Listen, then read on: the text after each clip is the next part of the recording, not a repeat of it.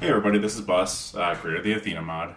Just wanted to, make a quick video here, and sorry for using my cell phone, but I wanted to capture the export actually happening on a different device rather than happening all on, the device running Arma and Athena.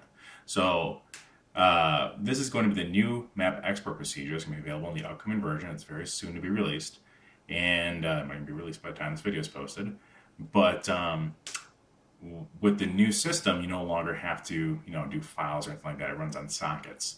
So it works very well over network. And I wanted to create this video to demonstrate that because even though, the Surface has a wired network connection, I've actually gone ahead and disabled it for the purposes of this video here. So you can see, internet connection disabled, wireless active. So we're on and I don't have the actual access point right here. It's, like 15, 20 feet away. And the wireless isn't great. It's not perfect. But I just want to demonstrate that it works very well over a network connection. So again, excuse the fact that I'm watching, recording this on the cell phone versus on a, regular proper capture software. But, I wanted to show this off. So, with this new version, there's no exporting the topography from the in-game anymore. There's no submitting an image and having to be broken up in a whole bunch of different images. That's gone. This is all ran in game through scripts I provided with the Athena mod, and it exports the map information out through the socket, out through the network, and to Athena itself. So much easier than it used to be. So without further ado, let's kick this thing off.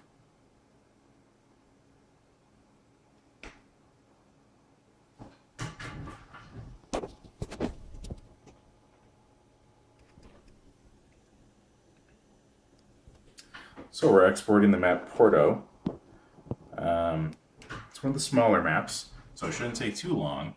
But your larger maps like Tanoa, especially Altus, they can take a little bit of time, especially over Wi-Fi. But if you're doing it, either on the same computer or you're doing it over a wired network, it's a little bit faster. Wi-Fi just by its nature is a little bit, it's a little lossy, and it's higher latency, obviously. But this should go relatively quick. But like I said, if you're doing a larger map, obviously it will take more time because there's more to export. And especially maps with a lot of trees, because with this new map rendering system, I'm going for the root objects. I'm not exporting images. I'm going for the actual objects. I'm going for the actual heights for different parts of the terrain, where the trees are, where the roads are, where buildings are, where fences are, light poles, wires, rocks, all that sort of stuff. And then I get all that information, and then I piece it together, and then create a visual representation of it that looks very, very similar to the in-game map.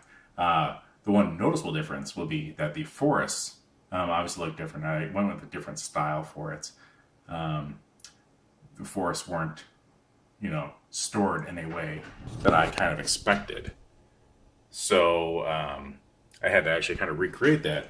And the way I went about doing it, and the result of that, I think, is actually pretty neat. It kind of fits, especially with like the Army, and I think the Marines redesigning their uniforms to be more like pixelated. It kind of resembles that to me, and I don't know, I just kind of like it, so I left it. So even though it doesn't look exactly like the forest in the game, you definitely get an indicator of there are trees here. So I think that'll work out pretty well. So there's actually a couple different components to this. There's the scripts that run inside of Arma itself. There's a relay executable that runs, and then that relay then is actually what communicates with the Athena application. So that little prompt that you saw up there saying, hey, it's all done, it's not really done. What it's saying is that it's got the data prepared, it's got it out, and the relay now has it. And now the relay is communicating with Athena, and it's pushing that data to Athena. So, that's what we're waiting out for. So Arma's done. We're just, we can be in game, we can be playing an online mission, whatever. And if we don't have the map, Athena's going to prompt you to, import it. So you don't have to go through some special, convoluted process anymore. We don't, I saw the comments on the YouTube video. I saw that people are still asking for maps. This should make it much easier. And, it was a pain point for me, and I know it was a pain point for other users. So we're going to try and keep it simple. But like I said, it's all is going on in-game. You can be playing a mission and it just runs as a script, and it it doesn't run it in the non-scheduled environment, it runs in the scheduled environment, so it doesn't stop your Arma from running.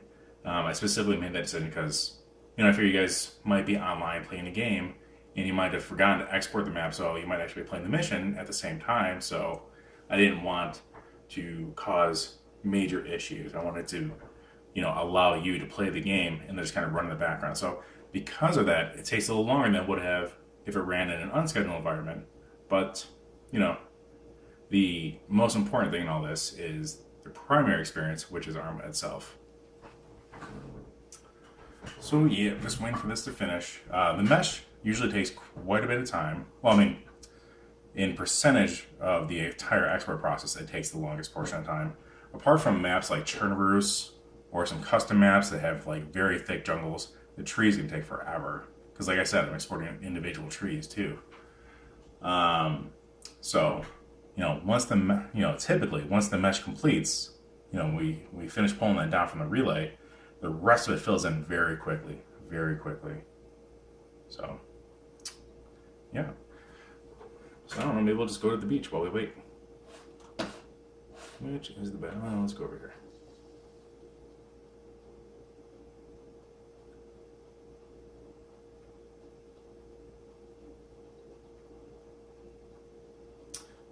And another feature coming to, or with the new version, is each frame updates, or per frame updates. So if you're getting 30 to 40 frames per second in Arma, you may get 30 to 40 frame updates within Athena per second.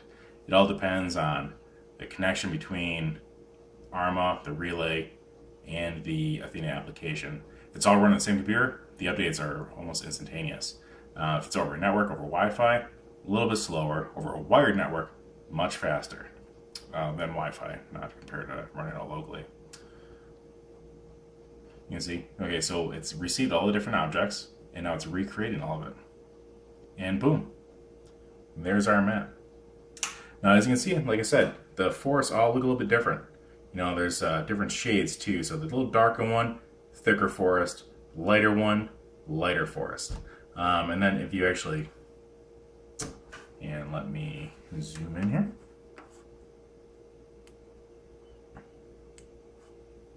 You'll also get the individual trees.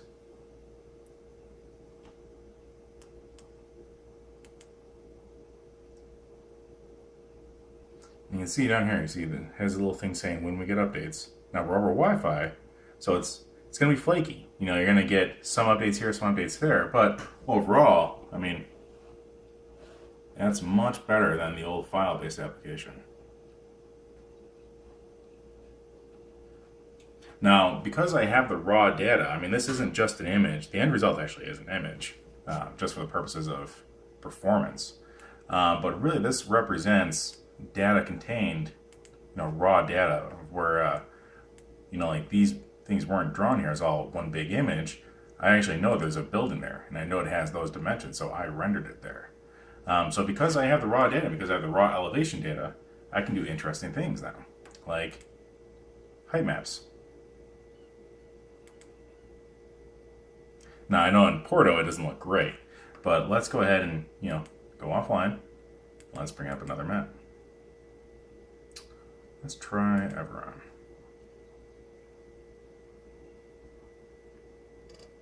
Let's zoom out. Much cooler here, right? Look at that.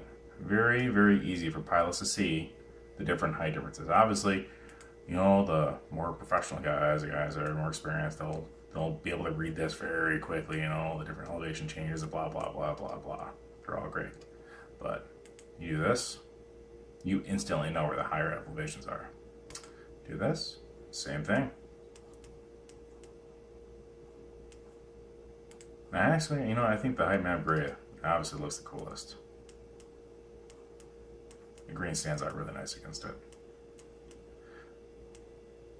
Yeah. That is the new map export process, and it is much, much better than the old one.